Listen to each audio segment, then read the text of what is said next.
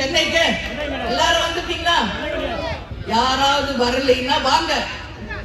உங்க அன்பு அண்ணி அங்க உங்களுக்காக நான் இருப்பேன். உங்களை அன்போடு நான் வரவேற்பேன். உங்களுக்கு உணவளித்து கேப்டனை தரிசிக்க வச்சு உங்க ஒவ்வொருவருடனும் இருந்து புகைப்படம் எடுத்து உங்களை பத்திரமாக வீடு வந்து நீங்க சேரும் வரை உங்கள் அன்னையாக இருந்து உங்களை நிச்சயமாக நான் வழி நடத்துவேன். இன்னைக்கு கேப்டன் மறைஞ்சு சற்றேறக்குரிய 1.25 வருஷம் ஆயிடுச்சு. நீங்க வந்து பாருங்க, இன்னைக்கு வரைக்கும் குறைஞ்சது 2000 இருந்து 3000 பேர் தினந்தோறும் கேப்டன் ஆலயத்துக்கு வராங்க. வெள்ளி சனி ஞாயிறு என்றால் 5000 இருந்து 7000 பேர் வராங்க. எதுக்காக வராங்க? அந்த ஒரு கொஞ்சம் சாப்பாட்டுக்காக வராங்க. கிடையவே கிடையாது.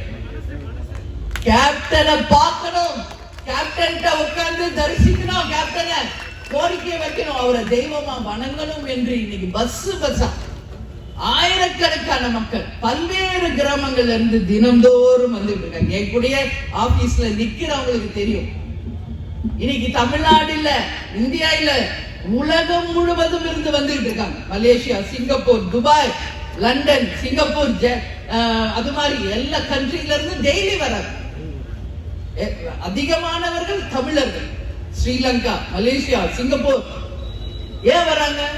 அந்த கேப்டன் என்ற அந்த உன்னத மனிதன் இருக்கும் அந்த ஆலயத்தில் அடி எடுத்து வைத்து அவர் ஆசீர்வாதத்தை வாங்கணும்ன்ற ஒரே நோக்கத்துக்கு தான் வராங்க. அதனால கேப்டனிடம் பிரார்த்தனை வைப்பார்கள், கேப்டனிடம் கோரிக்கை வைக்கிறவங்க எத்தனையோ கோரிக்கை நிறைவேறியதை என்கிட்டயே வந்து சொல்றாங்க. இருந்த போது அவரை புரிஞ்சுக்கல மக்களே. நான் கேட்டுக்கிறேன், நாங்க ஜெயிக்கணும், ஆட்சிக்கு வரணும்லாம் கிடையாதுங்க. இனிமேல நானும் என் பிள்ளைகளும் புதுசா ஏதாவது பார்க்க போறோமா? இனிமேல புதுசா ஒண்ணுமே இல்ல. கேப்டனையே பார்த்தவங்க நாங்க, கேப்டன் கூடயே வாழ்ந்தவங்க நாங்க. கேப்டனை விட பெருசு எனக்கு இந்த உலகத்துல எதுவுமே கிடையாது.